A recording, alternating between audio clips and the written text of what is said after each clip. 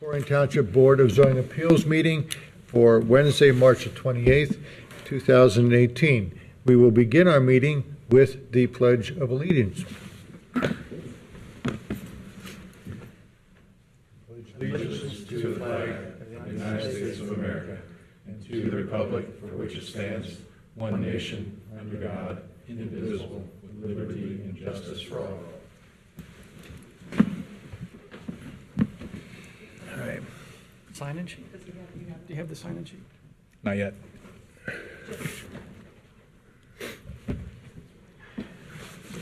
Looks like somebody might be coming. Jesse, somebody might be coming to sign in too.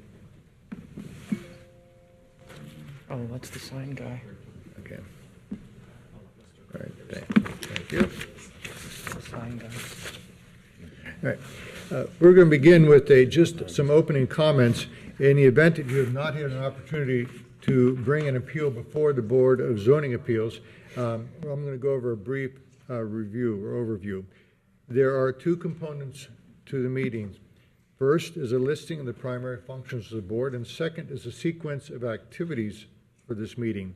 The functions of the BZA are to hear appeals from the administrative interpretation of the zoning code, such as the administrative denial of a zoning permit, the hearing to hear requests for variances, to hear requests for conditional uses, and finally, to hearing requests for expansion or changes to a non-conforming use or building. So, the sequence of events. The staff will present an overview of each case. That presentation will include photos, diagrams, and other material pertinent to the case. They will also make a recommendation to the board as to the disposition of that case. The chairman will next open the hearing to the appellant to present his or her case. Following this, anyone opposed to the appeal will be allowed to speak. After comments for and against the appeal have been heard, the chairman will close the public component section. Each board member will then address questions to the appellant, staff, and, as appropriate, those opposed. After questions have been answered to the satisfaction of the board chair will ask for a motion to approve or deny the request. The vote is the final action of the board. For housekeeping, for the public, please make all comments from the podium. All testimony is transcribed, and it's important that the transcriber hear your testimony correctly. And the nature of the BZA is quasi-judicial, so respect for and by every participant is paramount. The chairman reserves the right to excuse from the hearing anyone who displays disruptive behavior. At this point, we will swear in anyone who wishes to testify before the board. So anyone who's going to do a roll call vote. Oh, roll call vote, my error. Okay, would we do a roll call vote, please? Mr. Bartolt? Here. Mr. Price? Here. Mr. Roberto? Here. Ms. Wilson? Mr. Reiniger? Here. All right. As noted in the roll call, we have one member absent. So at this point, I will ask Mr. Hill to fill that vacancy, who is one of our alternates. And so let the record reflect that Mr. Hill is going to participate as a member of the board. Now we can probably do swearing in. So anyone who wishes to testify, I ask them to stand and raise your right hand, please. Anyone willing to testify tonight? Okay, very good. Do you solemnly swear or affirm that you will tell the truth, the whole truth, and nothing but the truth in matters before the Board of Zoning Appeals? Thank you. The first case tonight is BZA 2017-19.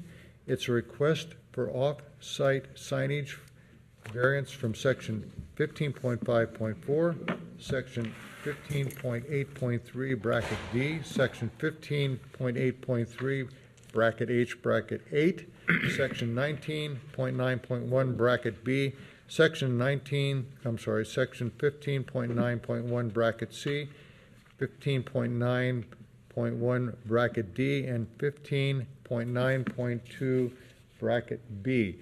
This is a case that was tabled in 3 other prior meetings, and tonight we're going to get it presented. So, a staff presentation, please. Thank you, Mr. Chairman. Before you this evening, finally to be heard, is the Thornton signage request. Mr. Chairman identified there are a number of variances associated with this, mainly because of the billboard signage definition being met by the sign request. The Thornton site that we're discussing this evening at the southwest corner of West Galbraith Road and Colerain Avenue was redeveloped into a gas station back in 2015. This site was originally 2 parcels, and you'll kind of see on the western portion of the site, just east of that LCNB bank location, it used to be a separate parcel, I believe owned by the Place, which is formerly known as the Skaten Place. That was transferred to Thornton's, and it's my understanding that there is an access easement for the Place to use that property to access West Galbraith Road. The Place had a pretty significant addition added to it in 2015, represented roughly by that orange block on the image there. The aerials have not yet been updated. You may recall that for this addition to occur, a number of variances were requested and granted for that property with respect to impervious surface, architectural design, parking, buffering, landscaping, in order to make that the expansion and redevelopment of that site really continue to work in this Groesbeck area. Thornton's freestanding signage, the request before you this evening is for freestanding signage, so very quickly want to touch base on what is existing on the Thornton site for freestanding signage. There is 99.5 square feet of freestanding signage where 150 square feet would be allowed. That signage is 15 feet in height where 15 feet is allowed, and there's also a large billboard sign that was allowed to remain during the redevelopment of the Thornton site. The Place signage has been granted zoning permit for 150 square feet of wall signage. They are utilizing all 150 square feet that they are allowed. They do have 20 feet of frontage on West Galbraith Road, just to the west of the LCNB Bank, and then approximately 223 square feet of frontage on Lina Place, which does not have any freestanding signage for the Place. Just to give you an idea of the request for this evening and what's existing, this is the Thornton site, and I apologize, it's now oriented in the opposite direction. South is up at the top of the image here. Highlighted in pink is the existing billboard sign on the south side, top of the page. And then the existing monument sign that does have an electronic reader board associated with it on the northeast corner, which is that bottom left pink dot there. The proposed sign this evening for the Place, which fulfills the definition for billboard signage in our code, is identified there in green on the bottom right of the image. Give you an idea of what this looks like on the ground here. In the foreground is that LED reader board. That's the 15 feet in height. There's 99.5 square feet of signage associated with that. And then higher up in the background, obviously that large non-conforming billboard sign that was allowed to remain on the site.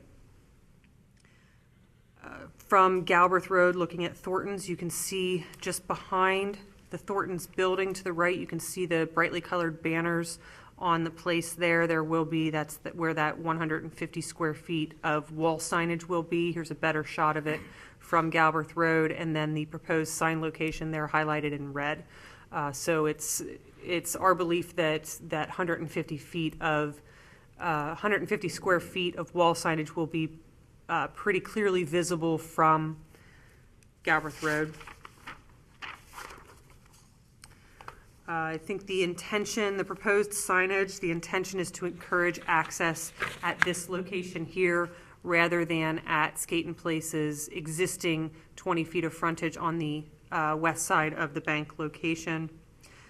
Just want to point out that the place would be allowed by the code to have directional signage in this location, capped at 4 square feet, 3 feet in height. So they would be allowed to have that without any sort of variance needed.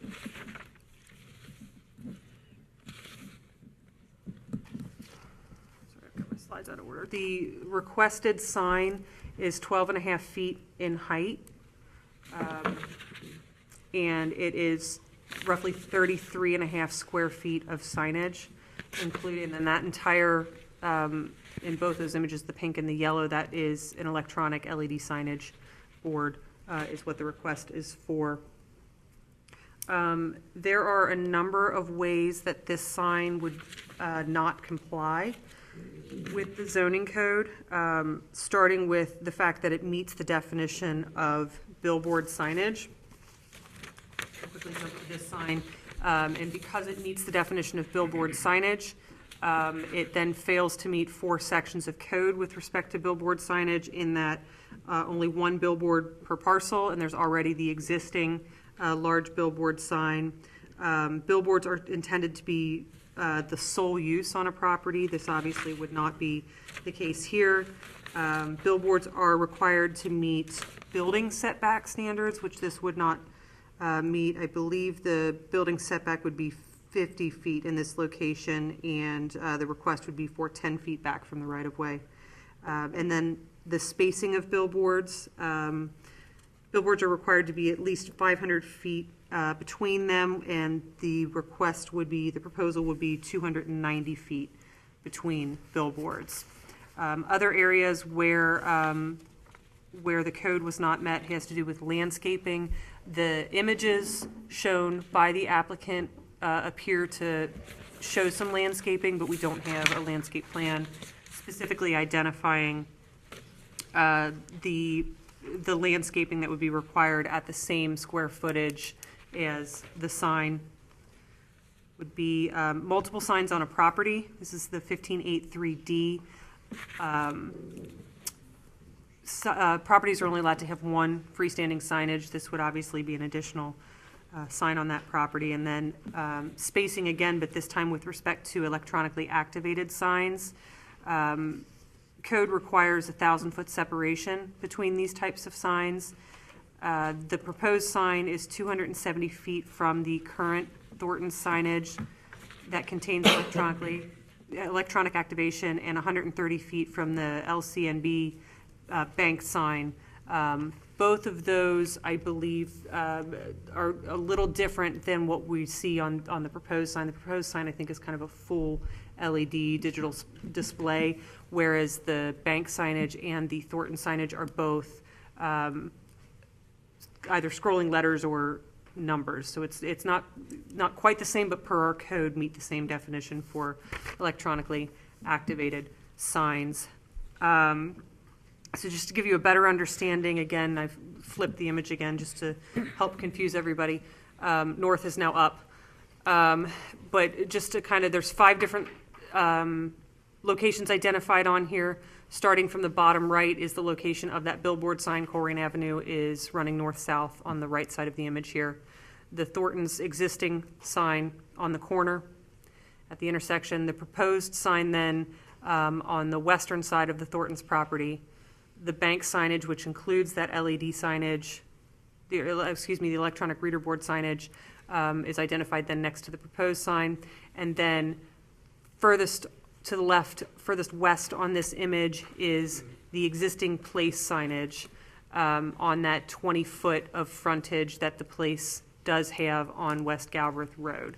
In that location, if the applicant were to simply move the proposed sign over onto that 20 feet of frontage, so long as it was placed 10 feet back from right-of-way, with the sign that's being requested, the only variance that they would need would be for the electronic reader board.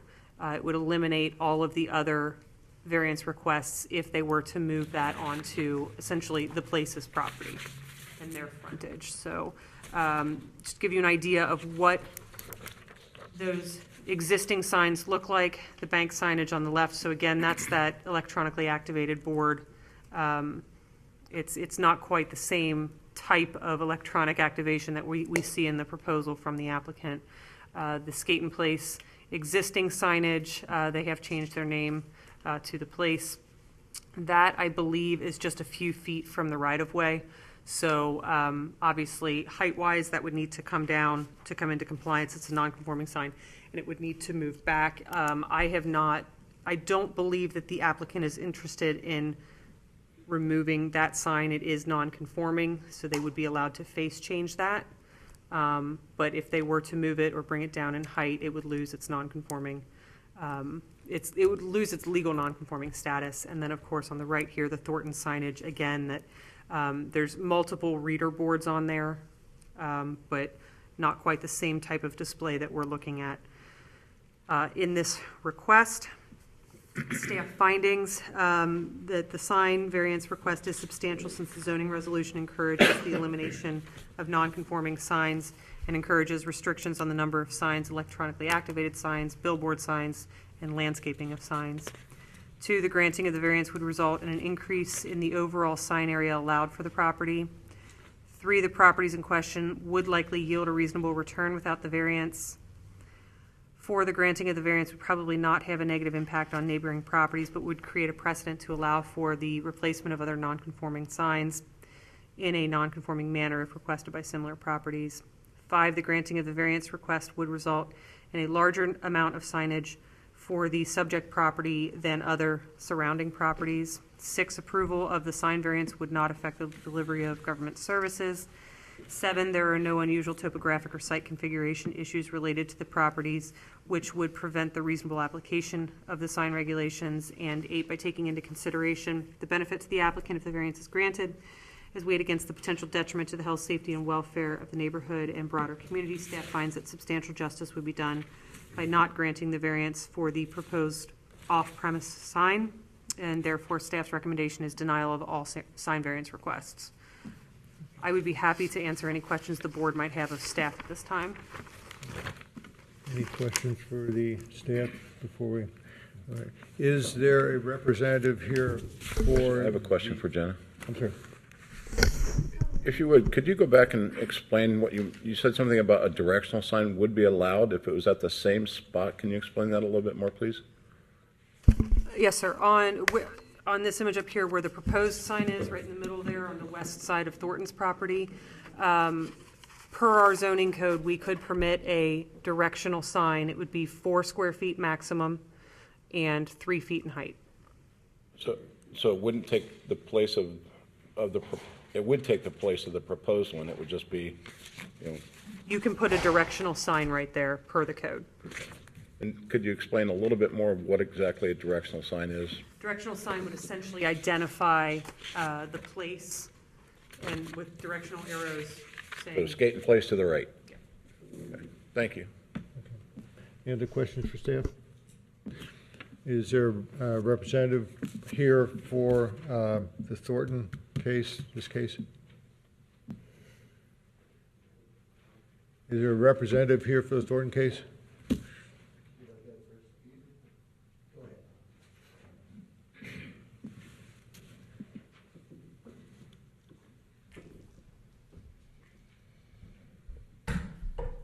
I'm Bob Carpenter, Carpenter Sign Service.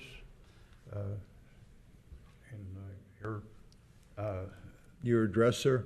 My address, 9437 Harrison Pike, Cleves, Ohio. Thank you.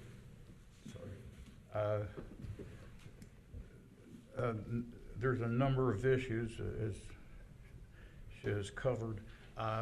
There's a few that I would like to address too. Primarily the spacing of the electronic signs and so forth. It was noted in their report that that they're 270 feet from the Thornton sign and that they're 130 feet from the LCND bank sign. Yes, sir. That adds up to about 400 feet. And there's also a sign, electronic sign that's broke right now that's on the driving school or the or BMV that's not currently working. But like Thornton was allowed to put their sign, electronic as it is, in 400 feet from there. Also, across the street, CVS is just across the street. Theirs was there too before Thornton. And it was okay for them to be less than 1,000 feet. All of these signs were 1,000 feet less or less than 1,000. So there wouldn't be any major impact in one more sign there.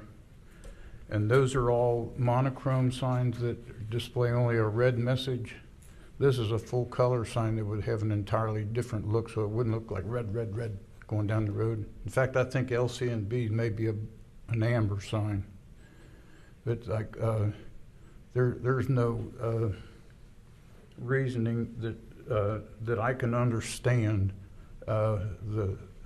why one person, just because he was first, can have something over someone else having the same thing. But that being said, the billboards, they were allowed to put the billboard or put their sign in with the billboard being there. KFC right up the street put theirs in too, and that's a much smaller lot.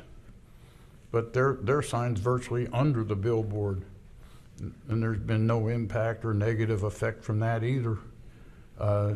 This is a much larger lot, so it's not like they're cluttering it up. There's plenty of room, because that's a huge lot. So all the signs are quite a distance from each other, as noted by the 270. Most of the lots along there aren't 270 feet wide. There was a thing here about they could have a directional sign 3 feet high, 4 square feet. In that section through there, that would be like a postage stamp for anyone to see, and probably would be hidden by almost virtually anybody walking by, because it's a maximum of 3 foot in height. And if you had a 4 square foot sign, I don't know if it was two by 2, that'd be 4 square feet. It'd only be a foot off of the ground. Hardly noticeable for driving and so forth. That easement there by definition was an easement to go back to the place, and that's the most logical place to have an identification thing saying, hey, this is going back to the place, because it's a much easier access and safer place to turn than that old street that's right next to the BMV. So it just makes more sense for it to be there. We got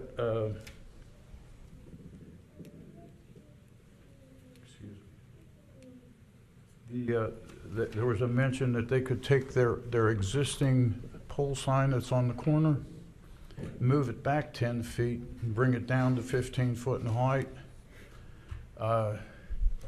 That would basically they just have an easement there for that sign too, so there's not a whole lot of room there, but that would kind of put that sign in back of that building as you were coming westbound, or no, that's eastbound on Galbraith, I'm sorry. Eastbound on Galbraith, the building would virtually hide most of the sign. So really, I think the thing that we've asked for is probably the most logical place for a sign to be for them, and most workable, since all the other things were granted as far as the easement and so forth. And I don't know, I just don't understand where one company can put in things, they allow it, and we come in and it's the same request and it's denied. That's all I got. Is there any questions? We'll do that later. Yeah, we can do, We'll do we'll that do a bit. questions after we hear all people testifying. Thank you.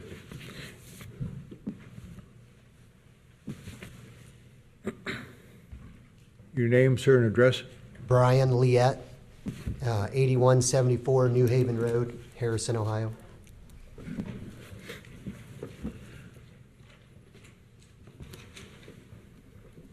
Your comments, sir?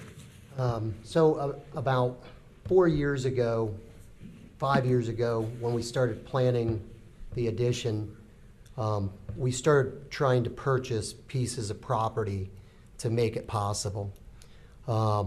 We had talked to a realtor a handful of times about the strip of land that went from Lina Place to Galbraith. At that time, the price was very high, so we backed down a couple times. He approached us later, which was about 3 years ago. He approached us later. The price had come down. The people that owned the piece of property were tired of dealing with Thornton's because they wouldn't pay. They offered us a chance to purchase it, and we had been looking at it, like I said, for years. We wanted it for better access. It's very difficult to get in and out of the roller rink, the FEC, as it was before. The 20-foot driveway next to the bank, we had purchased that several years ago, I think 25 years ago, because the only access we had in or out was Lina Place. And very dangerous trying to turn left on Colerain Avenue at that. Even 25 years ago, it was difficult. But so the other driveway helped really open up access. So we were looking at this piece of property for 3 reasons. Better access, better visibility, because we were hidden behind a couple buildings that were on that piece of property. Better access, better visibility, and then we needed a sign. The reason we wanted a sign on this piece of property was to get us closer to the corner of Colerain and Galbraith. It's very difficult to see our business as it sits behind everything else on that corner. I still have customers today that come in. Literally a week ago, I had a customer come in and say, I've lived here for 15 years. I didn't know you were back here. So that was our idea. Is, when we had an opportunity to purchase it, we did. We immediately were contacted by Frank Birkenhauer with Colerain Township. He wanted to sit down and talk because Thornton's still wanted that piece of property. We sat down, it was myself, my father, Frank Birkenhauer, and Bill Bishop with Thornton's, and discussed what we needed out of that, or what we wanted out of that piece of property. And they agreed to help in every way. They gave us an easement on their property, lifetime easement. They actually gave us some say in where the building was going to be placed. And they also gave us permission to put a, I believe the size was 4x8 sign on their property. We sat there in that meeting. Bill Bishop agreed to it, and Frank Birkenhauer said to us, Colerain Township will do everything they can to work with us. So at that point, we sold the property back to Thornton's for the price that they originally offered to pay the group that we purchased the property from. So we didn't go in and try to gouge them and make money. We wanted the corner to get nicer all the way around. Obviously, at the time, BP was pretty sketchy. And Thornton's came in, helped really clean up the property, which we wanted.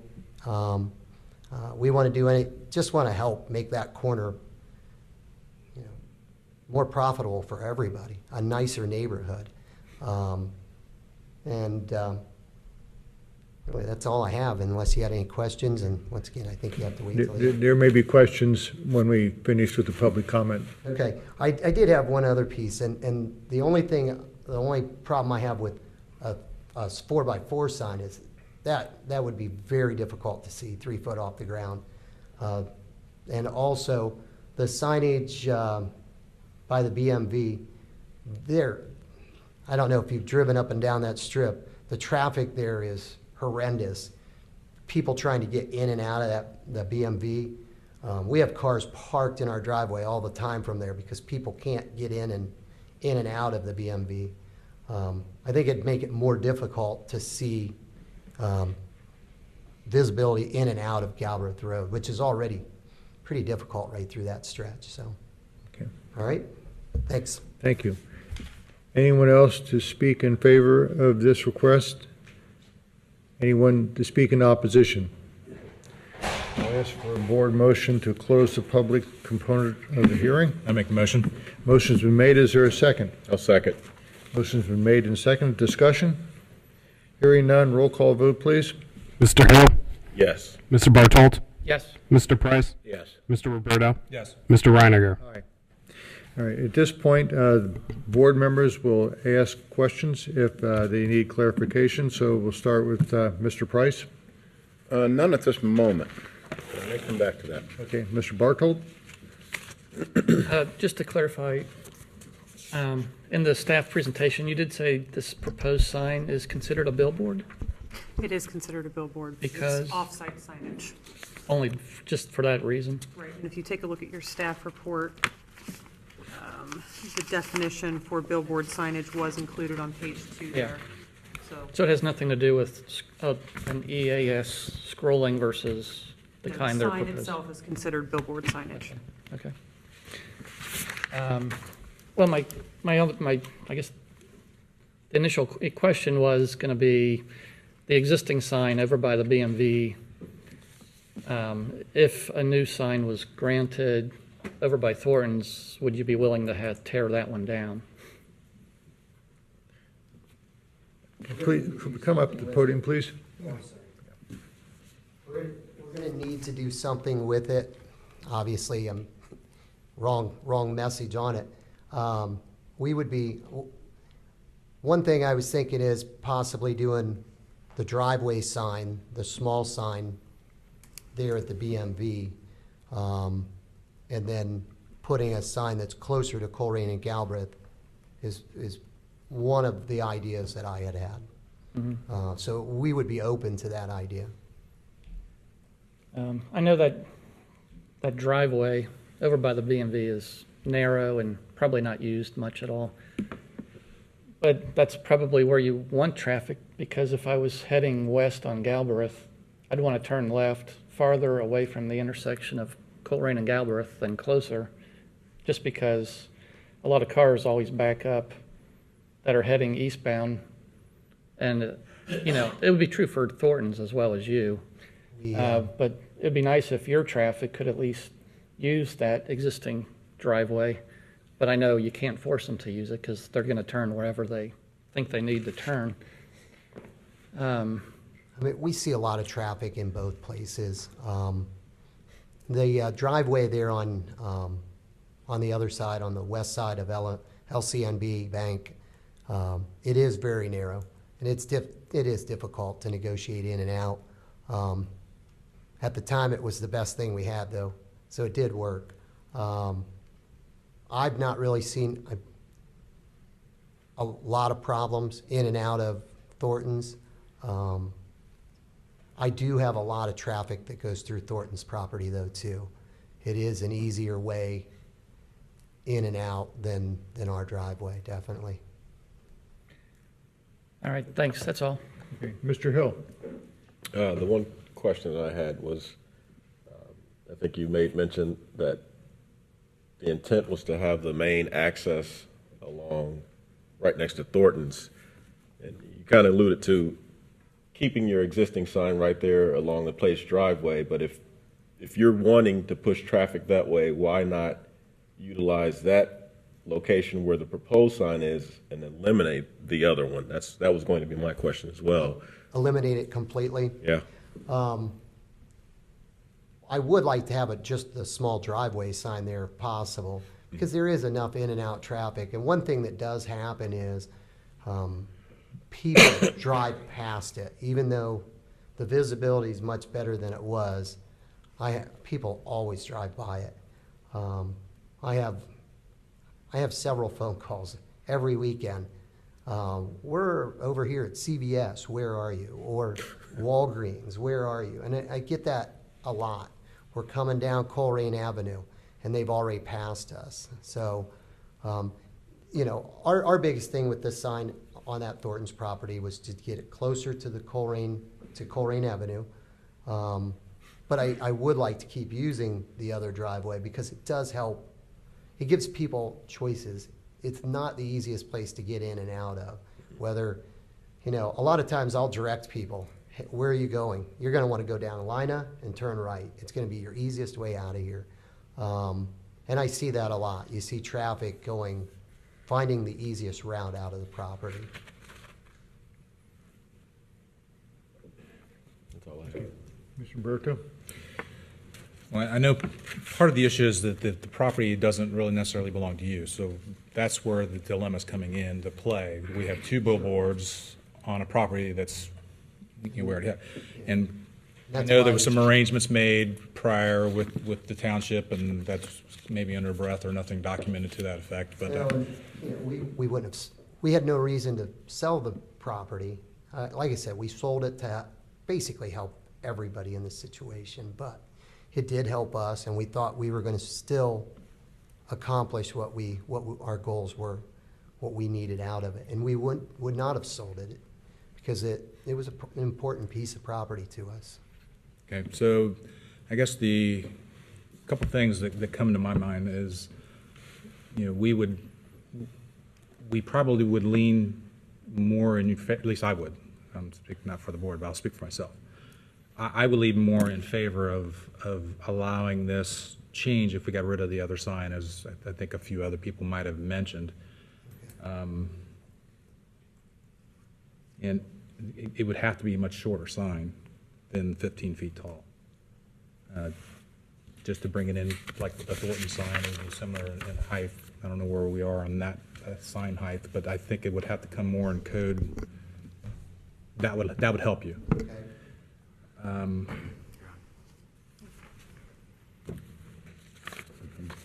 And I understand, what you guys have done and in the dilemma you have, because I've driven to your property and out of your property. I've driven with a bus, so I mean I know the dynamics of trying to get in and out of there. One of the other things I wanted, even though this is Thornton property, the place, have they done and met all their requirements that were asked of them for their variance? And I believe so, but I mean, that's a. I know it's a They've separate been- case, but they've been it up- is the same They've been up person. and running for, And I believe while now. we did hit all the I mean, requests. they have their zoning certificates, if that's Okay. what you're asking. And part of that should I mean, I'm not looking to break rules and things like that. I'm trying, he's been good to the community, so I'm weighing that into my decision-making process as to, one, how we can help him to continue to help our community. And so I would lean in favor of getting rid of the other sign and putting in a directional sign at the other driveway, lowering that sign so it falls more in compliance with, not necessarily being a billboard, but more of a monument sign. And that's all I have to say. Okay, thank you. Mr. Price? Yeah, at any point, do you anticipate putting any signage on Lena Place there, toward the Colerain, Lena Place and Colerain? No, Any I don't future think thoughts there of would be- that, or? I don't think there'd be any reason to put a sign on Lina Place. Okay, Lina Place, it's a short dead-end road that there's one house on it and one business and one house. And then there's a bar on the corner that faces Colerain Avenue, but there would be no reason to put signage on okay. that road. That was my only question. Okay, thank you. Just some comments on my part. We're trying to find solutions to a number of conflicts with our zoning. You mentioned that folks do come in through the Thornton access way, and so a directional sign there may just reinforce that. If the sign of the place was lowered and set up with an electronic reader board, even though it does compress the distance between electronic reader boards, each one is different, there is more chance of getting something past the BZA. My bias succinctly is a directional sign and a monument-style sign, which would replace the signage at the west end with something that is not a billboard but is more in compliance with the code. Those are my only comments. If there's no other comments from the board. Can I address one other thing? Yes, sir. I know Bob had mentioned the digital signs being in close proximity.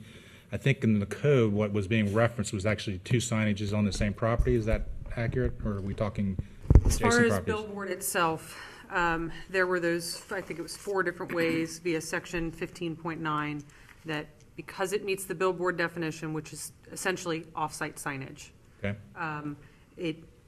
we talk about a 500-foot spacing. So if we had a vacant property that's used solely for billboard usage, they would have to be 500 feet apart. Okay. I This think is on the same side of the street, correct?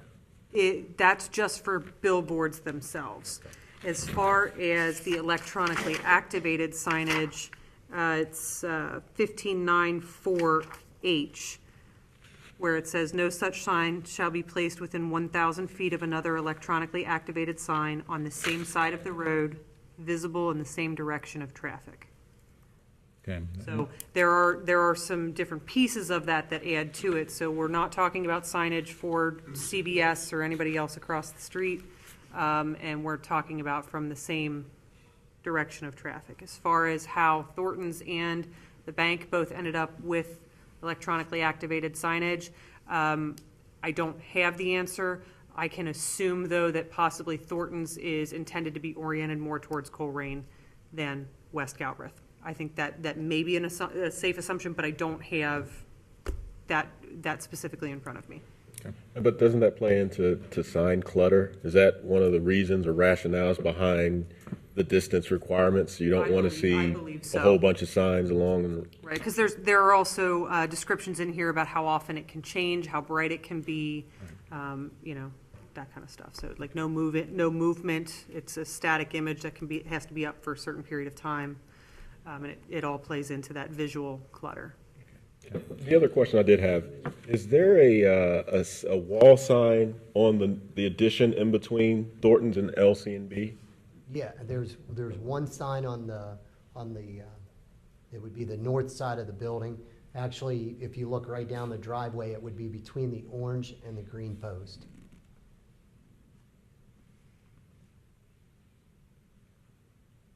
Okay, it's not there currently. Yep, there you go. It is there currently though, right? Yes. Yeah, not in the picture. Okay, thank you. Okay. Any other comments from the board? I'll ask for a motion to either approve or deny the request for sign variances. I guess I do have another question. Yes, sir. Would the applicant be willing to modify the request to reduce the sign and eliminate the other sign? I guess, for me, I think I'm with you. I'm More okay with a acceptable. directional sign where the current one is, Yes, and then a monument sign where the other one with landscaping.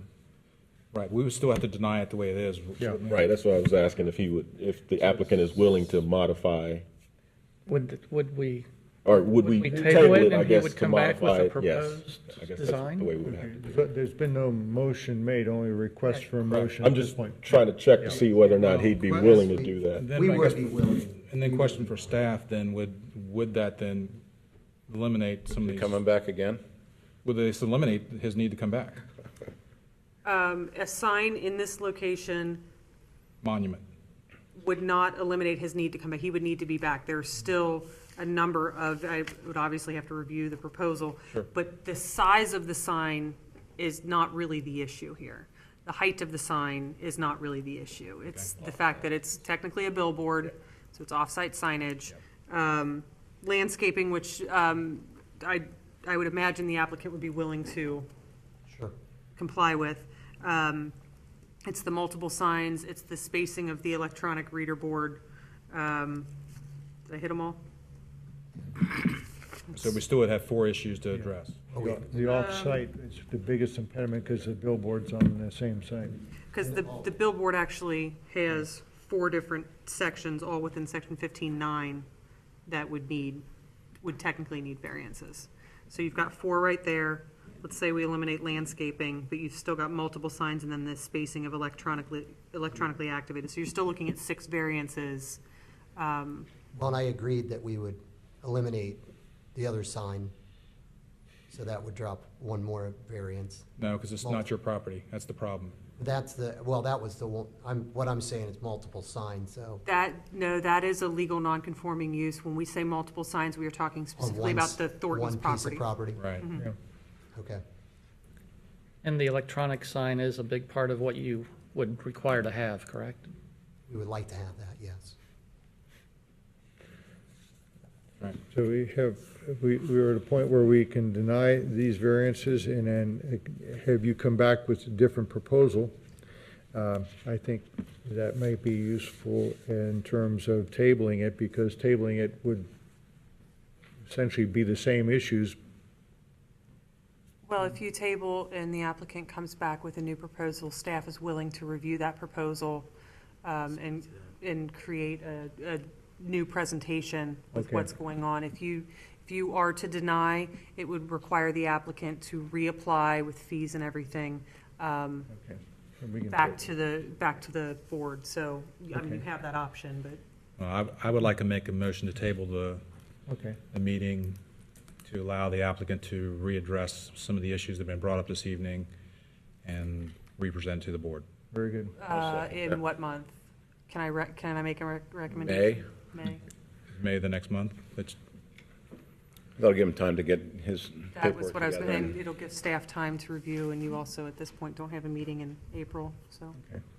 I'm fine with that. So in the month of May, we would then make a presentation again, Okay. give you time to prepare. But I think you understand where we're coming from a little bit. and, Sure. You know, I think most of the board agrees that if we can, So there's a motion. I'll make a second. To table. I'll second to The table. motion's been seconded. Further discussion? If not, do a roll call vote on tabling this request. Mr. Hill, yes. Mr. Bartolt, Yes. Mr. Price, Yes. Mr. Roberto, Yes. Mr. Reiniger. Aye. Very good. And see you in May. The next case before BZA is BZA 2018-01. It's a request for a fence variance from section 12.8.1, and the location is 3216 Springdale Road. The owner applicant is Nita Beckman. Is there a staff presentation, please?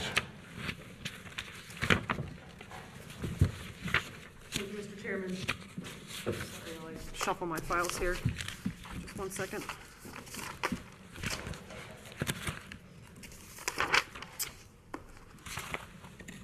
The request before you this evening is regarding privacy fence for the subject property located at 3216 Springdale Road. This property is located adjacent to a non-conforming bar, which is zoned residentially. This property at 3216 was granted a variance in 2008 for a 6-foot privacy fence in the front and side yard up to 20 feet from the right-of-way to address the non-compatible uses between the residential property and the bar. You'll see in the image here, the bar is actually to the right there, so you can see that privacy fence in existence. The request this evening is for a 6-foot privacy fence on the other side of the property, which is also zoned R6, is used as a residential dwelling unit. The request is for that 6-foot fence to come up from in the side yard all the way into the front yard up to 10 feet from the right-of-way line. At that 10-foot mark, the request is then for a 4-foot fence that is 50% open. Staff believes that the intention of the applicant is to attempt to screen lighting and physical trespassing on her property from the neighbor. There's been quite a bit of back and forth between these neighbors in recent months. Give you an idea, a better image of the property, this is where that fence line would run all the way from the back of the property, proposing all the way to the sidewalk there, the right-of-way line. This is an image looking west on Springdale. Again, in the foreground, you can see the existing 6-foot privacy fence that stops 20 feet short of the right-of-way line to screen from the bar use next door. Very crude representation, but nonetheless a representation of what the request might look like, that location between then the two residential uses there on the other side of the property, on the west side of the subject property. This is looking at it from the other side. Again, another kind of crude representation. That tree would actually be on our side of the fence here, but it's our poor attempt at graphics. This is what would be allowed per code in purple there, the 6-foot privacy fence. That actually is in existence up to the back corner of the house at this point in time. And then in yellow, 4-foot high, 50% open would be allowed. The request is to move that purple, that 6-foot privacy fence all the way up to 10 feet from the property line. Staff's findings are that the fence height variance requested is substantial since the zoning resolution prohibits privacy fences in the front and part of side yard of principal buildings.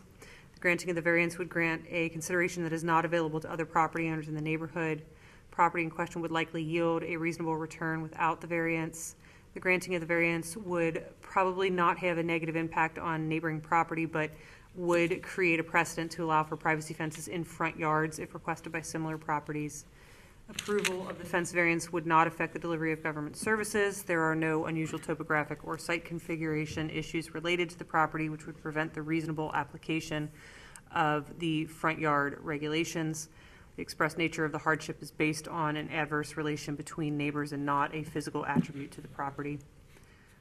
7, by taking into consideration the benefits to the applicant if the variance is granted as weighed against the potential detriment to health, safety, and welfare of the neighborhood and broader community, staff finds that substantial justice would not be done by granting the variance for a front yard and potential side yard privacy fence. Staff's recommendation is denial of the variance request. Staff does not believe that this variance would solve the neighbor dispute that is taking place between the property owners. Any questions by the board to the staff? Yes. Presently, it's not shown on your photograph, but there's a white picket fence between those two properties, the two residences. Mm-hmm. So if a new fence were installed, either via a variance or code approved, is there anything in the zoning regulations about one fence being close to another fence? That fence, I believe, is owned by the other property owner. So one owner cannot have double fencing, but two owners could have their fences next to each other. So that could remain. Yeah, so it is allowed to have one fence 6 inches away from another fence? Yes, sir. If they're on their own property? Mhm. Yes, Okay. sir. Any other questions for staff? Is there anyone here to speak in favor of this request?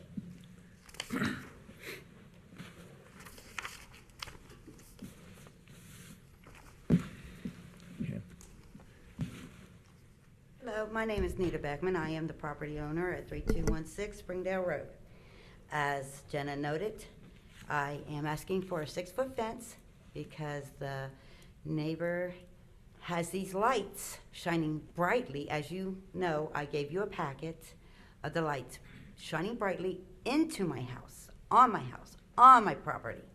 And there is codes, zoning codes and regulations for lights that they are not allowed to trespass or pollute.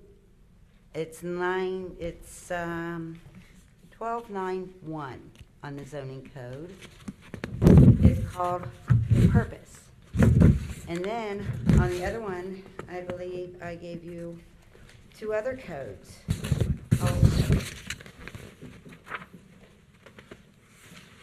And a 3-page letter why I need a fence. The other codes are 12.9.4C, outdoor exterior lighting shining into neighbor dwelling unit. These are Colerain Township zoning codes. The other code is 12.9.4D, outdoor exterior lighting too bright. These lights are floodlights. There are 9 of them shining in my house.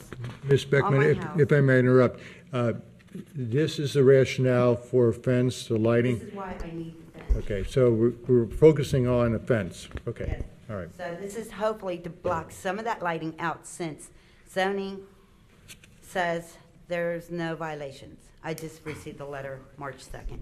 She apparently had sent it out February 14th. Okay. So I need a fence also because when I go outside, the neighbor comes out, and if I'm out there, she might yell and holler or whatever. But if someone pulls up into my driveway, she comes running out. If I have someone come to represent a salesman to come to do he came to do a line to see how much it would cost for the fence. I gave you that also. She comes running out and takes a picture of him. I had my survey, my land surveyed, okay? Just recently, I have a copy of it. As you said, the white picket fence, 99% of it is on my property. It has to be removed. I sent her a letter, certified letter, to have whatever's on my property removed. Half of her gate in the middle and her gate in the backyard, her fence in the backyard. This is on my property. So, but if I go out or if somebody comes, she comes running out. And she comes onto my property. I am just trying to put a fence up. I want privacy. My son-in-law and my grandson put the fence up in June. We were fine until they put the fence up in the backyard, changed it from chain link to wood. And ever since then, I even let her know that we were doing that. But after that, zoning came with a permit, and she came with them. And then next thing you know, zoning showing her where her property line is for the white fence. You know, they told her where her property might be. Chris told her where the property might be. It's all in the letter. Where the property line might be. And everybody told me get a survey. I did. I paid for the survey. There's no copy nowhere because I asked them not to give anybody the information because I paid for it. But I am asking this because I want my privacy. I don't want her to see who's coming in and out of my house or come running out and scare my grandchildren. Because she needs to see what I'm doing, or I don't know what happened. I don't know why she's so mad. But I put up a privacy fence in the backyard, and ever since then, she's been doing this. I've been there going on 11 years, okay? And I recently got a violation letter from zoning about my adjacent fence in the backyard that are joined together. They were there in October 2010. The resolution wasn't signed in until December 2010. But they're telling me I had to take my fence and turn it around. The neighbor behind me wrote me a letter and asked me not to because that's why she bought her house. So I said, okay, I will let the board know when I come up to you. But this is why I need my privacy fence. I would like to have people come and go as they please without her running out to them. She ran up to talk to the surveyor. Why? I don't know. But I paid for the survey. I paid to come here to the board. I just want peace and quiet. I want these lights out of my house. Out of my house. They're in my bedrooms in the front and the back. These lights are extremely bright. The trustees, 2 trustees even came to my house, Dan and Raj. Dan sent her an email stating those lights put a lot of light onto and into the front of Miss Beckman's house, from Dan Unger to Jenna. So I'm asking you, please, let me have my fence. This is what I would like, okay? If you don't want it all the way up, I can understand, that's fine. But I need it to where it goes to the tree because she's got lights in the tree shining into my house. She's got lights in the backyard shining into my bedroom house, my bedroom. The lights are so bright that my tree has its own shadow at night, and they're on all night long. Okay, So I'm asking you, please, let me have my fence. okay, thank you. Thank you. Is there anyone else to address either in favor of this request for fence variance? She'll need to be sworn in. Your name, please? Jaquetta Lewis at 3220. Were you sworn in, ma'am? Were you sworn in? Oh, I'm sorry. She came in after everything was done, so she needs to Okay, sign in. if you're not sworn in, I'll ask you to do that, please. You raise your right hand. Do you solemnly swear to tell the truth and the whole truth and nothing in matters before the Board of Zoning Appeals? Say, I do. I do. Thank you. Okay. And your name again, please? Jaquetta Lewis at 3220 Springdale Road. Thank you. And please continue. I have been a resident there 13 years. When Mike and Nita Beckham bought the house next to me, we had a good neighbor relationship, and Mike then went on home to glory. He was exposed to Agent Orange in the Vietnam War. I honor all veterans. I came up. But I was good neighbors. Mike was a good person. I knew she had diverse issues about race, but I looked over it. I cut their lawn. I did everything I knew to do for a neighbor and somebody that fought in the war. He was exposed to Agent Orange. I'd cut the lawn. I'd watch over the house night and day while she was taking care of my veterans, etc., over the last 6 or 8 years. He passed October the 1st. I'd welcome over there to take my tables, chairs, etc. for his homegoing. My friends that don't even live in this neighborhood was gonna fix a little stuff. So that's when her character began to change. Wouldn't speak because of this and that. So I said, okay, Lord, we got to look after each other. She's by herself and I'm by myself. So I can learn to take care of each other, because we always, you home, Sue? Did you get your snow in, or different things? I'm out here, I've been getting her medicine too, if we down here on Colerain, etc. But I got to move on. All the allegations that she has stated against me, here is all the police reports that ever since that fence got up, according to Colerain zoning and permit laws, she have called them unnecessary. I have been in my line, on my property line, in between where she's asking for this fence, and she's out there with her camera.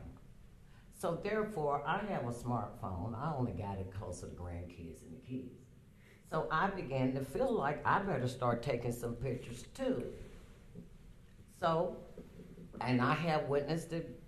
People that just drive up and down Springdale Road that know me have seen her out there when I'm in the house, tending to my own business, taking pictures. If I may interrupt for a minute, I may have missed something. Are you speaking in favor or against this request? Well, let me move on. She was talking about the lights. Gina, Chris, they were up there December taking the lights, the one on the tree. I met with Chris, Gina. Oh. Let's Gina, January twice up here. And Colerain, Chief of Police Colerain was in the meeting. So they did give me out of Colerain outdoor display. The other lights have been up dusk to dawn, that's in the, over the garage, over the patio in the back, over the right corner of the house since I moved there. Yeah, and that back. So they did give me that. I gave them the new camera, security camera that I got video, specification January 2 meetings, and the one light in the back that she complained about, I came in compliance with the Colerain outdoor lighting by getting the LED floodlight that's yellow for bugs, which I didn't know they made them. So the Colerain police was up there in the yard. I got pictures here. They showed specification, passed it at night. I gave them permission to go on my property. So all of that side was resolved back at the end of January. But let's move on. And then the light, the floodlight on the tree, which I had installed. It's very dark when you get right at the top of the hill on 3220. I can't even see my driveway. It's been like that for years. So I put that out to shine a light, so when the kids walk across the lightway, they walk early in the morning getting to work, mothers and whoever, I can see, but it's nowhere on her property. It's been dimmed down here, it's been dimmed down there, so it don't cast a light. They approved that, it don't cast a light to the oncoming traffic.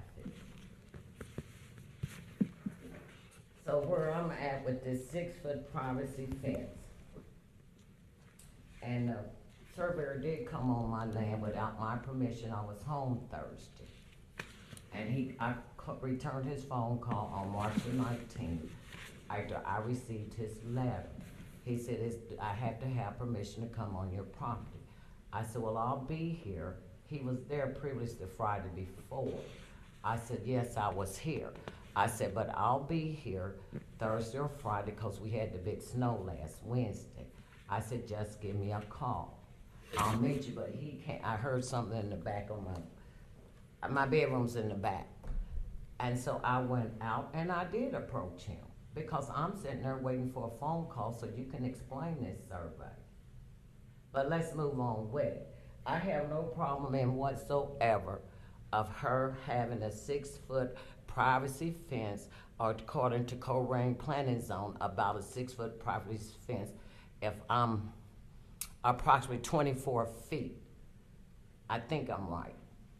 That goes between those two property lines. My gate comes out.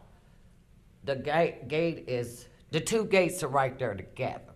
Tom came up in September before he retired, when Chris took over. He showed me the property lines, all of this, in June or July when we came up here. Anyway, make a long story short, I had to get approval for Duke's Energy, the water company, the ODOT survey, you know, for you can dig. So that didn't take effect to somewhere in August or something, and I got my fencing permit from Colerain zoning September the 17, the last for a year, for the privacy fence to go on in the back and specification for the front on the other side where Joey lives at, 3226. So she did have the property survey. So here is my motion. She can have the 6-foot privacy fence according to Colerain specifications out to that 24 feet if I'm not mistaken. Okay. To where that white picket fence, what I did put up under Colerain zoning specifications. Thank you. Did you have anything else, ma'am? And so maybe this will bring peace to Gina, the planning people. Colerain police been called there so many times. Did you have anything else? No, that's all I have to say. I'll deal with her later in another court. Okay, thank you. Is there anyone else to speak in favor? We have another person speak in favor of the fence. Sworn in? Were you sworn in, ma'am? Oh, one other thing. I did have a request written that this vinyl privacy fence, according to what she wrote, be a vinyl privacy fence, not a wood, to make my property go down with this welded wood drive, whatever they put up. I keep my property up very well. And also, I will comply with the property saver property lines, requesting a variance of Colerain planning and zoning of 21 days, or a fair variance, because due to the weather, the raining, the ground is not permissible to get the old fence up from, you know, the weather. And then on that request, to have a scheduled meeting with Chris and Gina to review my existing fence permit, which expires September 2018. Okay, thank you. And I will notify thank Nita you. or you all at the date and time my All right. code. I'm going to stay with the one request for variance I've got. So I'm going to ask for anyone else who is wishing to speak to come forward. And this is either for or against. You have to let me know. This is for 4. Okay. They've both been for 4 so far. I think she was also for. Yes. Yeah. Please, your name again and address. It's Teresa Marshauser, 3146 Boot now. Thank you. So I thought I was going to be coming up next. I'm sorry. My apologies.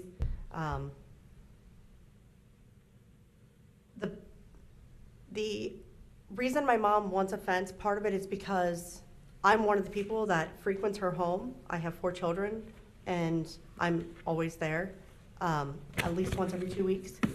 I have come out and pulled in her driveway, and the neighbor is out there. When me and my husband took the lights down from Christmas, there's footprints in the snow on the side of my mom's home because we had to get the lights out from the top of the gutter, or whatever you want to call it, right there at the edge of the roof. And later that day, there was footprints up and down right there in the neighbor's yard, because anytime that someone is there, either she has to see what my mom's doing or see who's over there. My husband came there and he drove there, and all of a sudden he said, that neighbor lady just came out running. I don't know what's going on. And I said, just go in the house. Yes, they had a great relationship when my mom and dad moved in.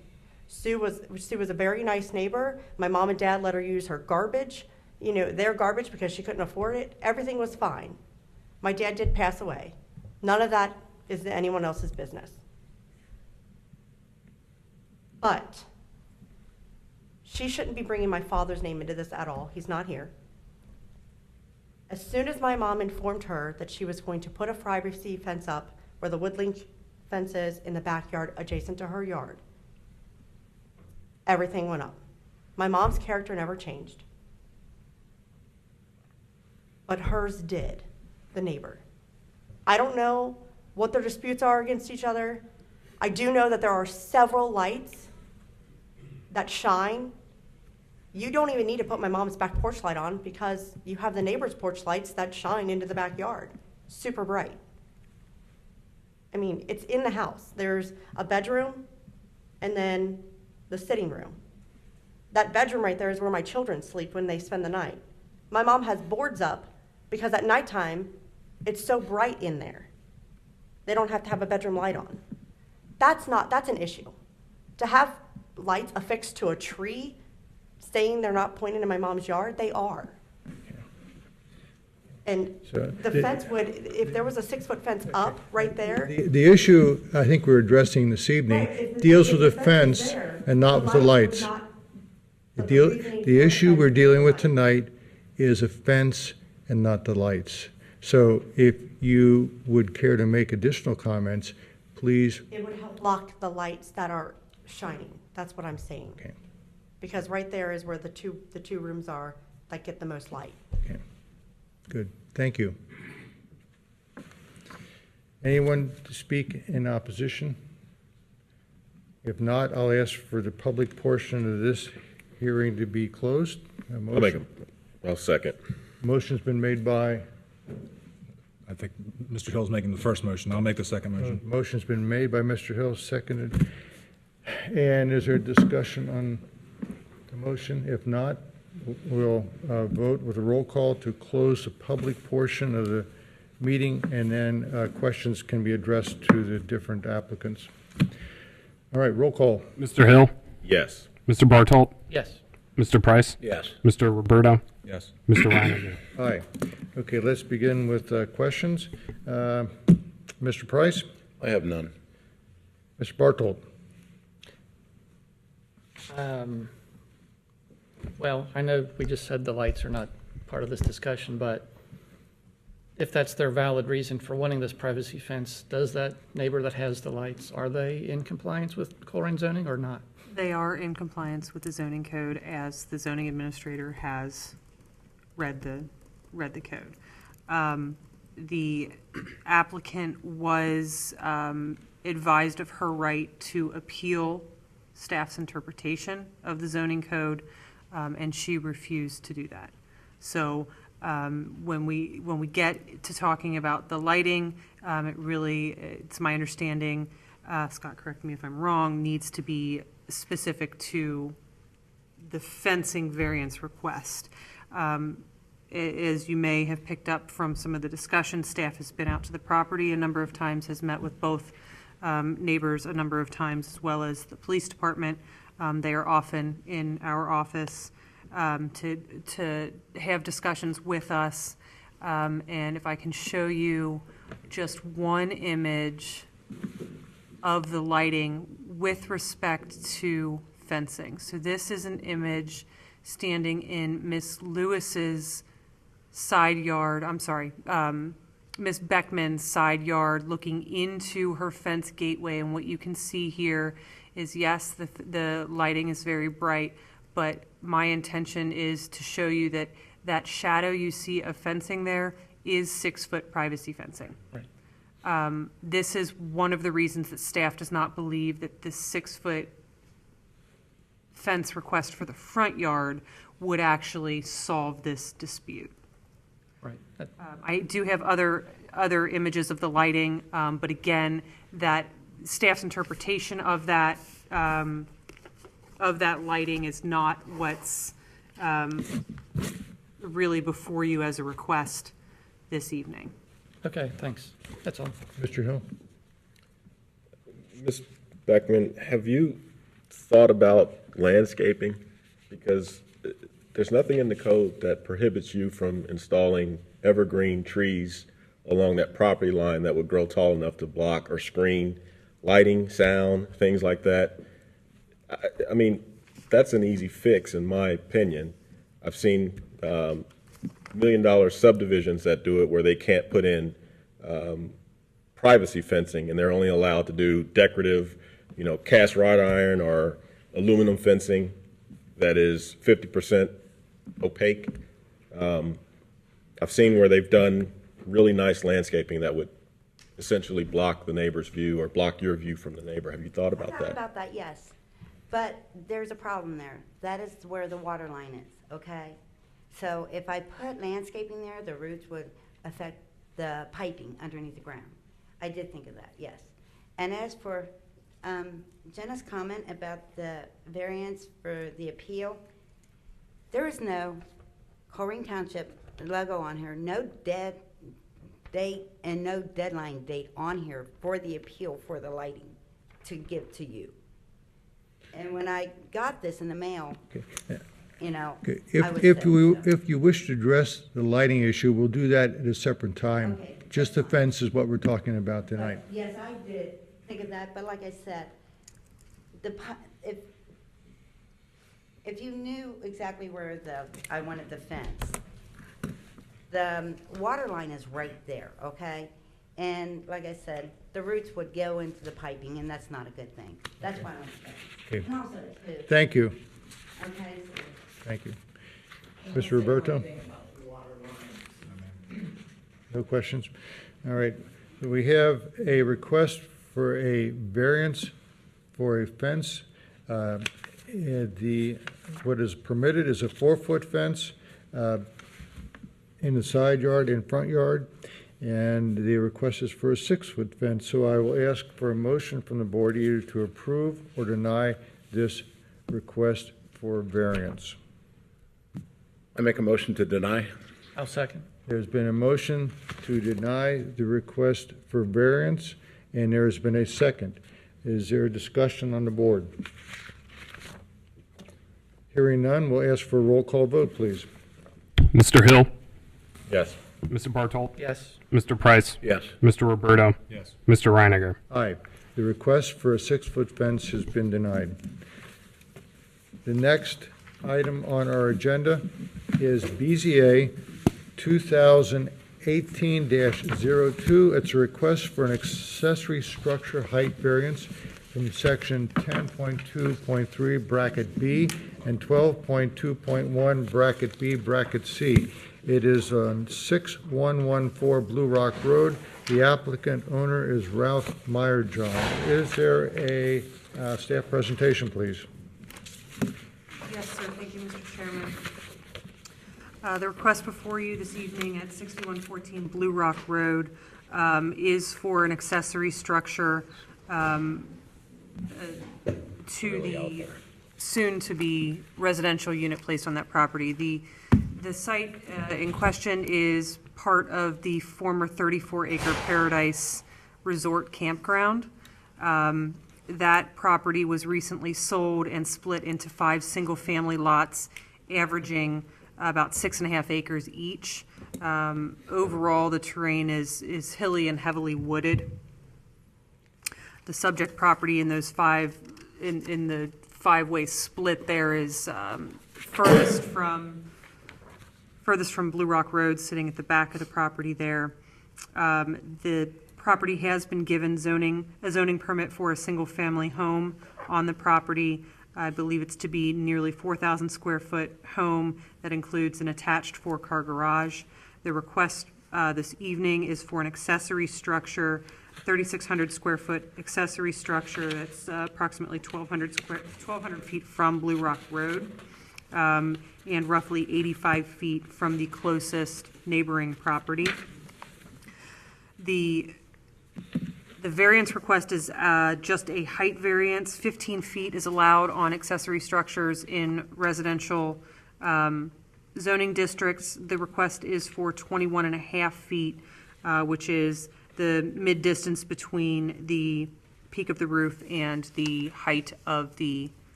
walls. So you'll see the red line across here is approximately 15 feet. That would be the maximum allowed per code. We are measuring to approximately this location here. That gives us the 21.5 feet. It is a pretty significantly sized structure for an accessory structure, but that is not an issue per the zoning code, given that the primary structure is larger. So this is subsequent to that. You can kind of see the hilly topography here. And then the location just southwest of that red block there is the proposed location of the single-family residence, which again has received zoning approvals already.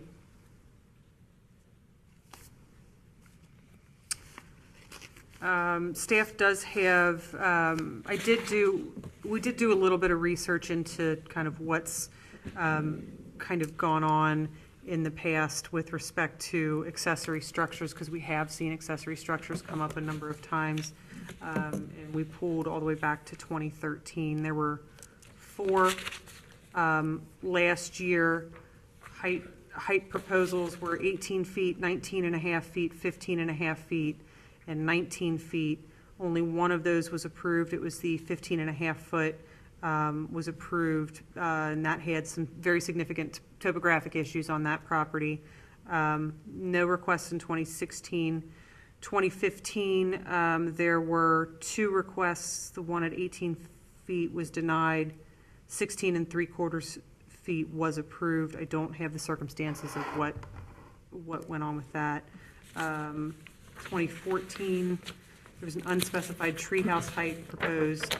That was denied. And then in 2013, there was a variance approved for a property at 19 feet, an accessory structure at 19 feet in height. And again, I don't have the specifics of that. I don't know if this board, a number of the members of this board have been around for a while, so you may recall 11761 Colerain Road up on Old Colerain there. That was the one that was approved all the way back in 2013. But I just wanted to kind of provide you some history of what's gone on with accessory structures because of we had 4 of them last year alone. So I just wanted to make sure you're aware of where you've been with those. Staff findings are that the height variance requested is substantial since the proposed building exceeds the maximum height by about 43%. The granting of the variance would grant a consideration that is not available to other property owners in the neighborhood. The property in question would likely yield a reasonable return without the variance. The property can be reasonably used as a single-family dwelling within the limits of the zoning regulations. The granting of the variance would probably not have a negative impact on neighboring property, but would create a precedent to allow for tall accessory buildings if requested by neighboring properties. Approval of the height variance would not affect the delivery of government services. There are no unusual topographic or site configuration issues that staff felt related to this property would prevent the reasonable application of the height regulations, and by taking into consideration the benefit to the applicant if the variance is granted as weighed against the potential detriment to the health, safety, and welfare of the neighborhood and broader community, staff finds that substantial justice would be done by not granting the variance for additional height for an accessory garage building. Thank you. Are there any questions, immediate questions from the board to the staff? If not, I'll ask, is there anyone here in support of this request? Yes, my name's Ralph Meyer, John. I live at 7750 Denler Lane, Colerain Township. The main reason for the height is I'm trying to get my motorhome and my trailer into the structure. That's truly the main reason. I don't know if you have all of the letters, but every neighboring property owner has sent in a letter that states that they have no opposition to this. Okay. Nobody can see the structure. It's in the middle of top of a hill on the woods, which I think that's, I understand other people might come in and they want it in a neighborhood or something like that. But again, nobody sees this. And that's what I don't know how it would be a detriment to somebody else within the neighborhood, especially if all the neighboring neighbors have no opposition to this. The other option is to make the building look worse and just start lowering the roof pitch. Does that benefit anybody? I don't know if that benefits anybody versus trying to make it look nice. I'm trying to build a ranch home up there with the ranch 1 story is about equivalent to the height of this building. So if I build a 2-story, it would be another 10 foot taller than actually what this structure is. In addition to that, the structure that was originally on there, the Paradise Gardens, that was 38 foot tall. So again, that's what the people around there, they're happy. We got rid of a problem. I know that's kind of going off to the side of this, but I bought the property. I'm the one that subdivided it, and we're trying to make something nice up there. And I'm trying to build a nice home with a nice out structure, make it look nice. You can see it's not just a pole building. It has nice details on it, and everybody else that's going to live in that community has no opposition to it. So again, try to do something better versus having the meth labs and the grow houses and everything else that was up there at Paradise Gardens. Mm-hmm. It definitely wasn't a paradise. Okay. Thank you. Anyone else? Any questions for me? There may be. Okay, thank you. We'll close the public portion. Anything else in favor? Anyone opposed? Motion to close public portion. So made? I'll second. Motion's been made and seconded. Roll call vote, please. Mr. Hill? Yes. Mr. Bartolt? Yes. Mr. Price? Yes. Mr. Roberto? Yes. Mr. Reiniger? Aye. Okay, now we'll start with board questions, and we'll start with Mr. Price. I just have one for you, sir. So, Please come up. so you've got this nice property now and you want to build this structure and everything, Yes, sir. and you say everybody around you is okay with that. Yes, sir. So what would happen if one of your neighbors decided to build the same type of structure and you could see it from your property? Would you be okay with that? Yes, I would have no opposition to that. Okay, because that's basically what you're asking us to grant is if we give it to you and your neighbor comes along and says, we'd like to do the same thing, but we want to make ours 50 foot tall, then potentially we have to say. I could understand that if it was 50 foot, I'm not, Yeah. but I guess I'm looking at it's such a small amount. I mean, it's when I really look at the amount of footage, again, a lot of it is just trying to, the peaks on my house are 612 pitches. Right. This is a 612 pitch.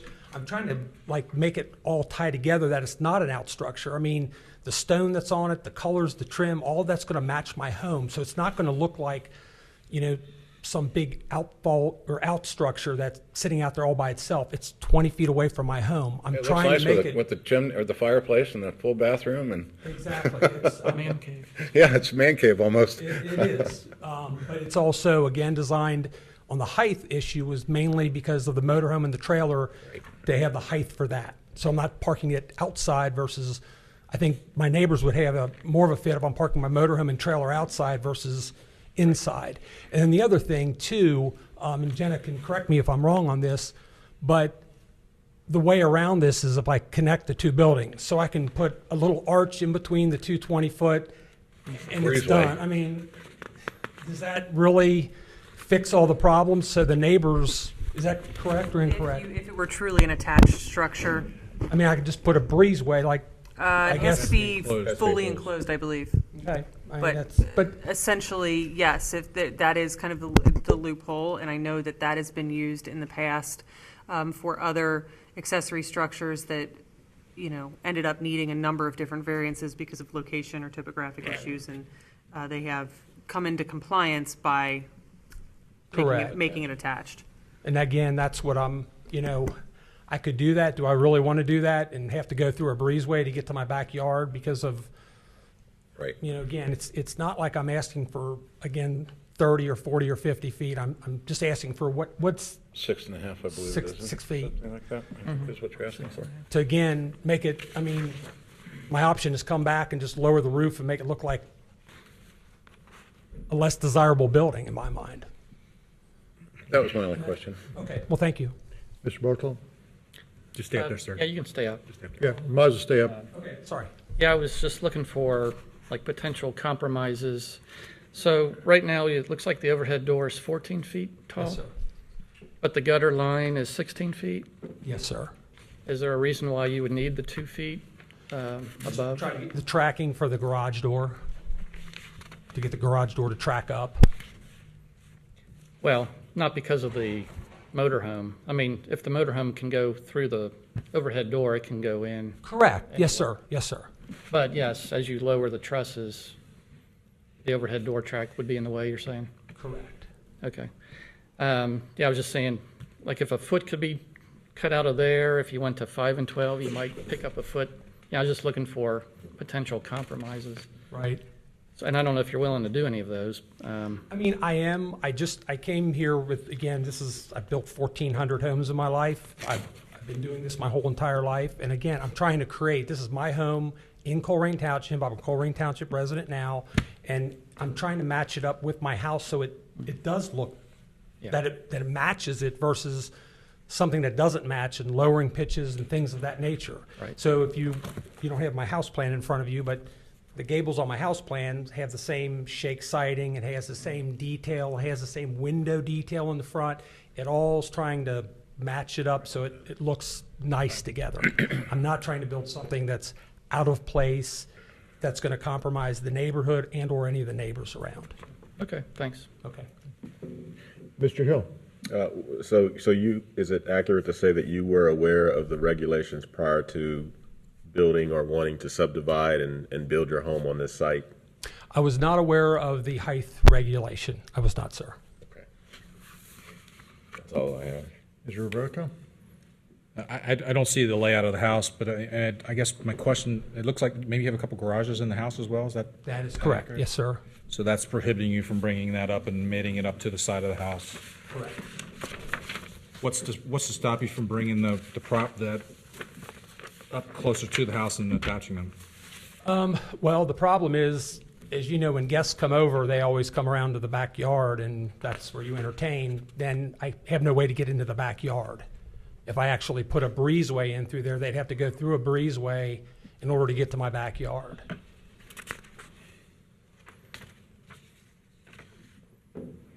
You don't have a deck or like a exit on the back. So where's the back of your house? The back, but actually, where you see the little like asterisk signs, Yeah. that's my covered porch. Okay. So that's where I would exit the back outside of my home. And that's where, again, that's going to be, concrete and patio area back through there, which will connect over to the auxiliary building. All of that'll connect over to it. So you're saying when your guests come in, they would just like to get out of their car and walk straight to your backyard? Is that what you were saying? Yes, Okay. yes, sir. Yes, sir. It's more than a 4-car garage. And again, I've tried to pull it. It's only 20 foot. You can see that I didn't, put it way in the back. It's all trying to be part of my whole home. That's really what I'm trying to create. Well, if you want my opinion, I'm denying it because it just, you're not meeting the requirements. If you could attach it, you make this problem go away. You're a builder, you're creative, you could fix this problem and not make us have to make a compromise or change zoning that's going to affect everybody else And that I builds understand behind it, you. just the attaching of it, and you're saying it has to be then enclosed to you attach it? It Yes, has to be have walls. enclosed? I mean, that would be a problem in regards to trying to get people to my backyard. I mean, that would be an issue. I mean, again, I'm not trying to pull something over anybody. I mean, I'm trying to build something nice up here. How many RVs are going to be in this? One RV. I'm just curious. I mean, what's dictating the roof pitch or the height of the roof is the 45 foot. The height of it is definitely the RV. The pitch of it is trying to match it up with my home. Well, but the roof height is dictated by the width. You know, if you're 6 and 12 and you're 45 feet, Correct. Yes, sir. if that were skinnier, the ridge line would come down. Correct. So I'm just curious. 3,600 square feet is more than probably everybody's house in this room, except maybe. Well, and I do a lot of like little woodworking projects with my kids and Boy Scouts and stuff like that. They all come over and we build, the pine wood derbies. So I have, like a little wood shop in there that me and my 12 and 14-year-old I'm work just in. curious if the 45 foot could be shrunk enough so that the building gets skinny enough so that the ridge line comes down at either 612 or 512. That's all. Okay. I mean, I could. I'm But just I- trying yeah. to accommodate everything. This is Here. hopefully my last house, and I'm just trying to Future, not yeah. do the wrong thing and wish I made something a little Well, bit yeah, larger. you always need it to be bigger That's, after you build it. yeah. Other questions? Okay. My comments are, you have an excellent design for an accessory building. But you have resources which are not often available to a lot of the folks who come before our board. And so the challenge to you would be, how close can you get to the zoning code? Keeping your aesthetics as you would like to keep them, and the finishes as you would like to have them. It's certainly, I would think, within your skills to be creative in terms of how you lay this thing out, or how you attach or don't attach or locate it on your property. But I don't, I'm kind of mixed whether we table this and let you come back with a different proposal as opposed to having you resubmit another set of specifications. So let me ask you that question. I guess, I don't know, does this go to Jenna, or I guess, am I asking you? I guess so right now I'm 6 foot over in height, is what you're saying? 6.5 feet. 6.5 feet. So if I'm at 3 feet difference, is that acceptable? I mean, for me to come down 6 feet, I'm gonna have to shrink it. I have to have a certain height to get the motorhome in, and then I'm gonna make a pitch that's gonna look like this. That's not gonna look nice. Again, I'm trying to make it look right. Can I ask staff a question?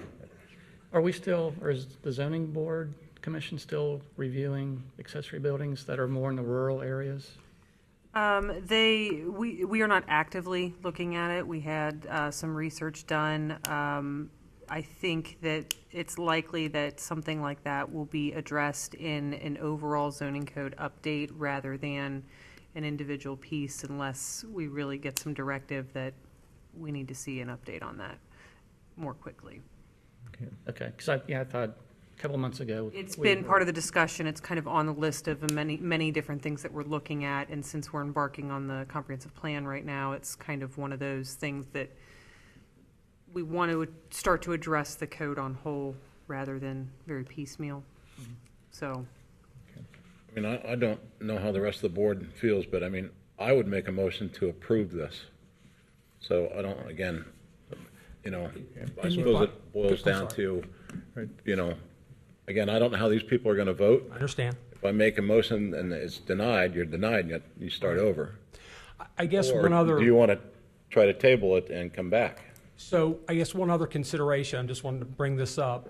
If you look at the topography, I mean, if I didn't make it as wide and I made it more narrow, I have a depth issue because I'm going over the hillside at that point. So if I really, again, wanted to keep the 3,600 square feet, now I have construction issues. When you're saying I have the ability, well, now I have, walls sticking out that actually the exposed exterior wall is going to be taller than that, and I guess that doesn't have anything to do with code, correct? If the foundation wall is exposed and then plus the peak of the roof, or is it to You're the measuring floor? the accessory structure from essentially the side that's facing the right-of-way. the So front of it. again, the flip side of it is, the longer I make it, the more actually a neighbor or somebody else could see it, because it's that much more sticking out, which none of the neighbors can see it. And again, the whole area, I don't know if you're familiar with it, but it's gated. So it's just 5 homes up there, it's gated, nobody's gonna see this structure. And I know it's hard for you to just approve something and then say, okay, the next guy that comes in, you're gonna have to look at him and say the whats and the whys. But there are some issues that it's not just as easy for me to change it because of some of the topography that's up there. You have another question? Why is this being built in phases? I mean, did you build the house and now you're building the structure, the Yes, the house accessory? is under construction. When I came in to apply for the permits, I applied for both, and then it was denied. So they gave me the permit for the home, which is under construction right now. It's at foundation stage, and then I had to apply for this variance. So it was applied at the same time. It was always intended to be both built.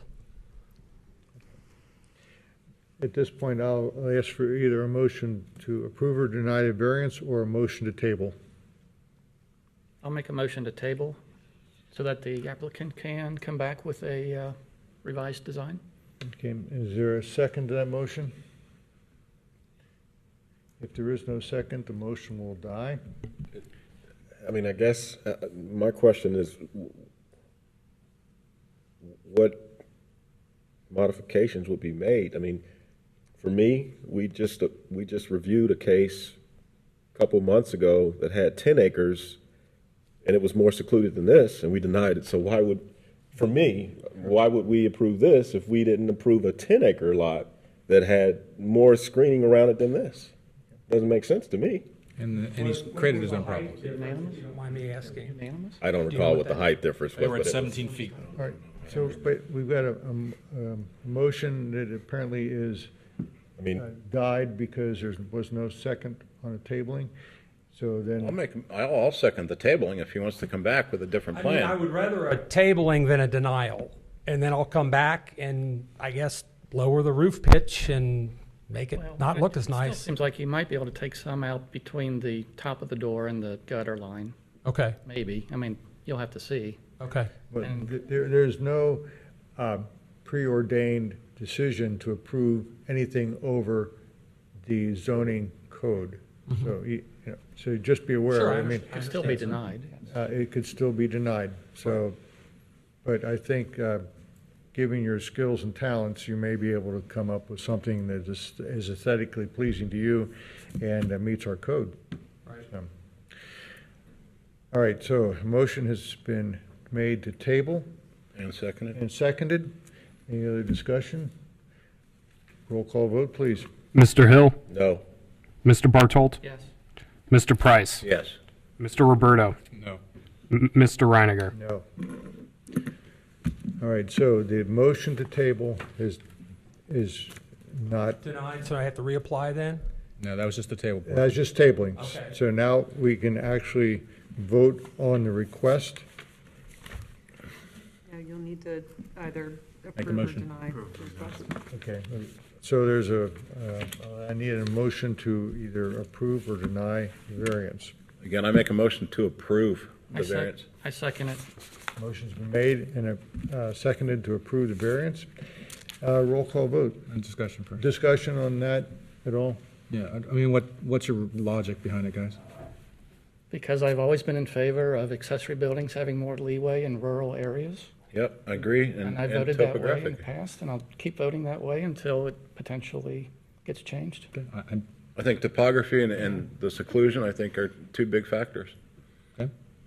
Okay, Thank you. very good. Thank you for the comments. All right, the motion is on the table to approve the request for the variance. Is that correct? Correct. Okay, so we need a roll call vote. Mr. Hill, No. Mr. Bartolt, Yes. Mr. Price, Yes. Mr. Roberto, No. Mr. Reiniger. No. Okay, so we need to go back to drawing board. Okay, thank you. All right, let's move on to the next item on the agenda is unfinished business. Any unfinished business from the board or? Staff? Okay. Approval of minutes from February 28th, 2018. Make a motion to approve the minutes? Motion's been made to approve the minutes. Is there a second? I'll second. Motion's been made and seconded. Let's do a roll call vote, please, if there's no discussion. All right. let's vote Mr. on Hill, it. Yes. Mr. Bartolt, Yes. Mr. Price, Yes. Mr. Roberto, Yes. Mr. Reiniger. Aye. Administrative matters. I don't know if the staff had anything. I had one thing I'd like to run past the board for consideration. We are blessed to have two very competent alternates to this board. And I am thankful that both of them almost always are here to participate. What I would like some feedback on is I'd like to be able to rotate those alternates in and out of our, for absent members of the board, rather than having someone come always and, always be, for whatever reason, not be selected. So Mr. Hill's on this month. If someone is absent, Mr. Mark would be on for the next month. Just no particular reason, nothing against either one, but I think to come prepared and willing to be a member of the board, it'd be nice to be able to do that once in a while, as opposed to sitting in the wings all the time. That was just a consideration, and I don't know if there's anything official, but that would just be an order of march. So, Okay with me. but I think both Mark and Sam have got skills that were way of impressive, and I just like to be able to access both of them. I can take every other month off if, Not allowed. Okay, that was the only comment I had. I'll try and maintain that through my chairmanship. Is there anything else, staff? especially Christmas and Thanksgiving. Okay. Yeah, I'll ask for a motion to adjourn. Excuse me. I have something I wanted to add. Okay, we're done with everything, the board business. We're going to adjourn at this point. Motion made to adjourn. I'll second. Okay, we stand adjourned.